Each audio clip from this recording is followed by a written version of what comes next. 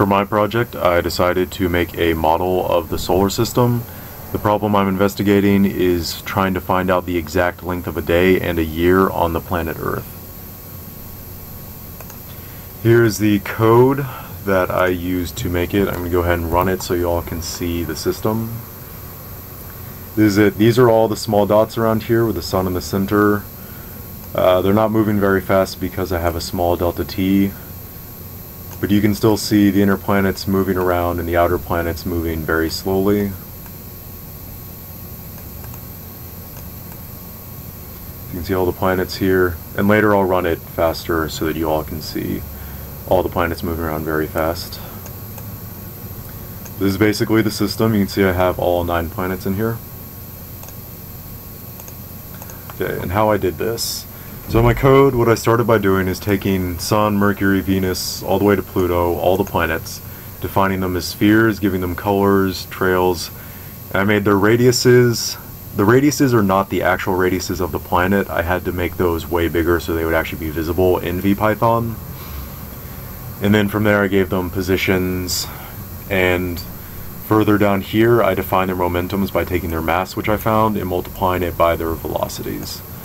Now, the initial position and velocities, I did not get those from the basic data sites that were given to us. Instead, I found there a way to email NASA, given a specific time and which planet you wanted, and they would send you back a bunch of data about that. As you can see here, it gives me a ton of physical properties, etc., etc. And further down here, I chose a time of April 18th to 2013 at a time of 4:50 from 33 seconds to 4:50 to 34 seconds. And what that did is they gave me back the position of all the planets at that time and their velocities at that specific point in time. This was really nice because it gave me super accurate data to work with. So that's where I got my initial positions for all the planets to start from. So when you see the model, those are actually the planets where they were April 18th, 2013 at 4:50 and 34 seconds. From there in my code, I defined a couple constants, G for the force of gravity, and delta T. Delta T is really important to pick in this model. For what you saw, I ran it as my delta T is 1/100th of a day, and that comes across as very accurate, but as you saw, it makes the outer planets move extremely slowly while the inner planets move at a decent rate that makes them accurate. However, I'm going to change this right now to just make a delta T of 1 day.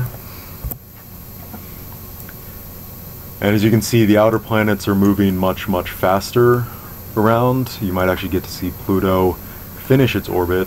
But the problem is that the planets on the inside that are affected much faster by the gravity of the sun, they kind of go crazy and go way off their actual orbit. However, if you just remember what they looked like from before, just for this purpose, so we can see what the outer planets look like in their orbits. Actually, I think what's really cool also is that you can see some of their axial tilts, because using the data from NASA, I got their real orbits, not just average orbits, or where they are on average, but where they really are at all given times.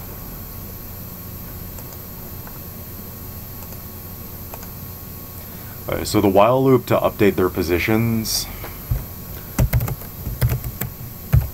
Sorry, I'm just going to change the delta T back. For the while loop to update their positions, what I did is I took their initial position, and then I added their momentum divided by mass, which is essentially velocity, multiplied by the delta T, and added that to their position.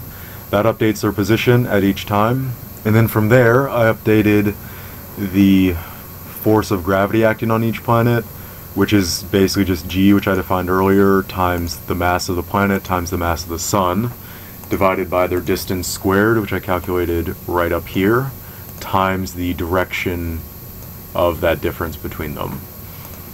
That's how I calculated their force of gravity, and then further down below that, I updated all their momentum by taking the initial momentum and adding the force that I calculated right up here times delta T, and that updates their momentum. And of course I have updating time here so it'll keep running. And that's how I got a model of the entire solar system with all 9 planets. However, the question I'm trying to answer is how long does an actual rotation period take for the Earth for a day and for a year? How long actually is that? So to do that, I commented out all the other planets and just left Earth in there.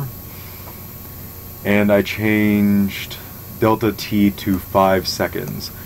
5 seconds is a really, really small delta t for this, but I wanted to do that because it makes it, the answers I get, it makes them very, very accurate. It also makes it take about 10 minutes to run, which is why I ran it earlier, so that you can still see the results and you don't have to wait through all that. So to actually get the rotation of it, the first thing you have to consider is what do you actually consider a day on Earth. And there's a solar day, which is how long it takes for the Earth to rotate around and for the sun to be in the same position.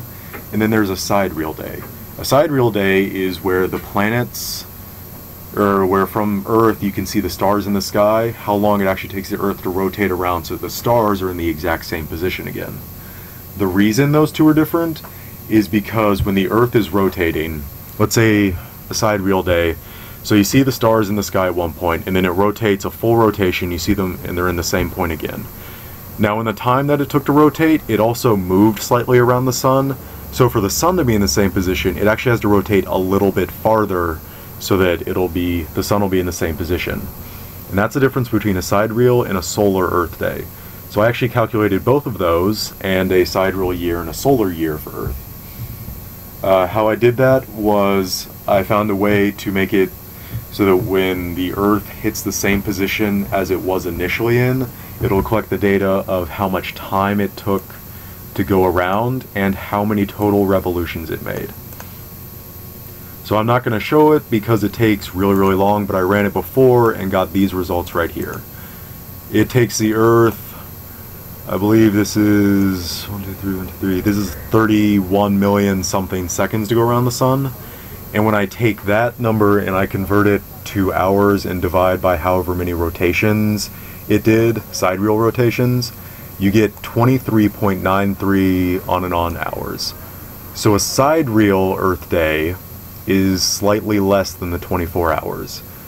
But that's because a sidereal year ends up having 366 rotations. So it actually has, so a sidereal year has 366.1 something sidereal days in a year. Now, a regular solar Earth day, I took the total time and divided that by how many rotations it did, -1. The reason for the -1 is that each little bit it has to rotate around extra, that little extra it has to do past one rotation, adds up in total to one less rotation per solar year.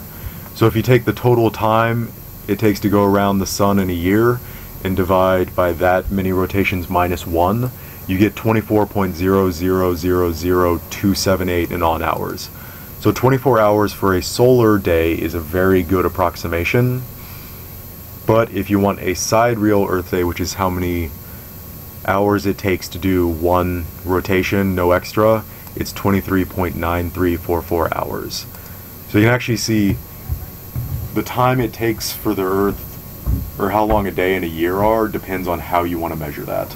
So I have both those results here for sidereal days and years and for solar days and years.